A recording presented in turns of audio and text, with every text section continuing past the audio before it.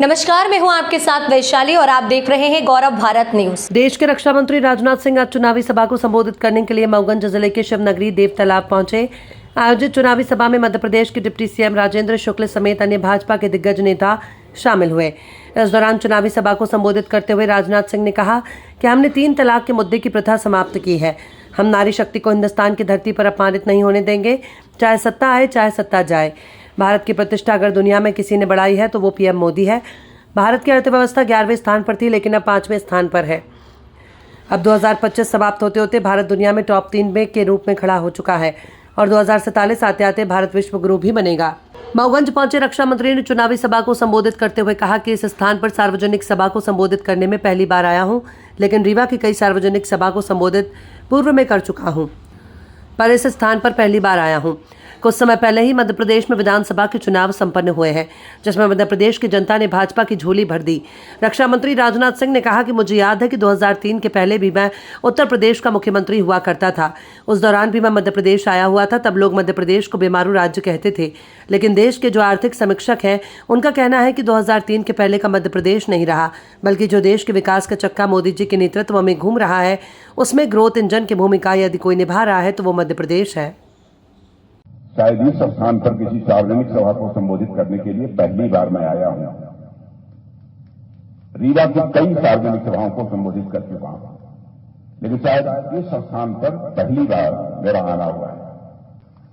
और बहनों भाइयों, आप लोगों ने भारतीय जनता पार्टी की झोली भर दी विधानसभा के चुनाव में। मुझे याद है 2003 के पहले, क्योंकि 2003 के पहले उत्तर प्रदेश का मुख्यमंत्री मैं भी था।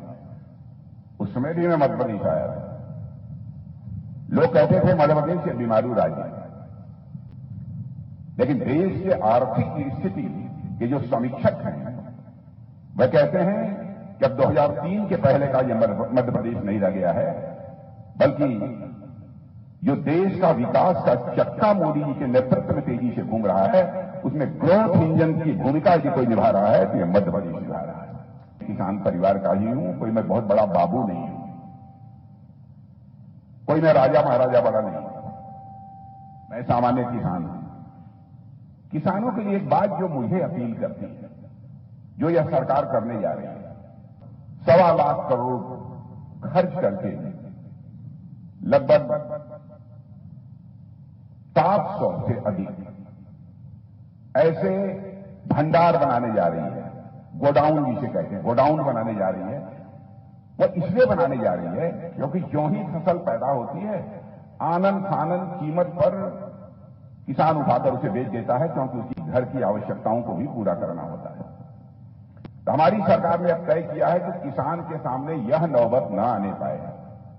फसल पैदा होती है, वह चाहे तो भंडार गृह में उसे रख दे और वहां से कुछ पैसा ले ले और अपना घर का खर्च पर चलाए, और जब अनाज की कीमत बढ़ जाए तब ले जाकर उसे वह बाजार में बेच दे।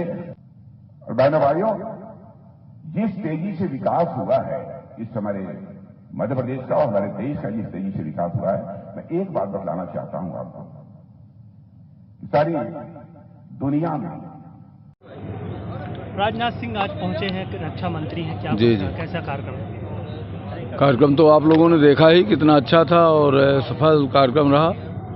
और उन्होंने देश की परिस्थिति का जिस ढंग से वर्णन किया है और मोदी जी की सरकार की उपलब्धियां और विदेशों में जिस तरह की ख्याति भारत की बढ़ी है, गौरव बढ़ा है, 3 धारा 370 से लेकर के राम मंदिर, 3 तलाक तक की चर्चा उन्होंने की, और किस तरह से नारी के सम्मान का मामला, धार्मिक निष्ठा और प्रतिबद्धता का मामला और देश की एकता और अखंडता के मामले को उन्होंने रेखांकित किया है।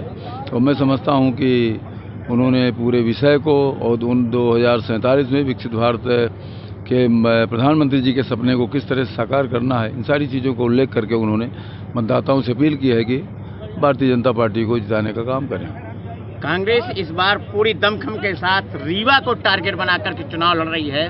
भारतीय जनता पार्टी इस और क्या विशेष तैयारी की है? कांग्रेस चुनाव नहीं लड़ रही है, शराब के अवैध पैकारी वाले चुनाव लड़ रहे हैं और चुनाव लड़ा रहे हैं। कांग्रेस का तो जो अच्छा सात्विक तबका था वो सब भाजपा की ओर आ गया हो। कांग्रेस छोड़ चुके हैं वो लोग और भारतीय जनता पार्टी का समर्थन कर रहे हैं। सर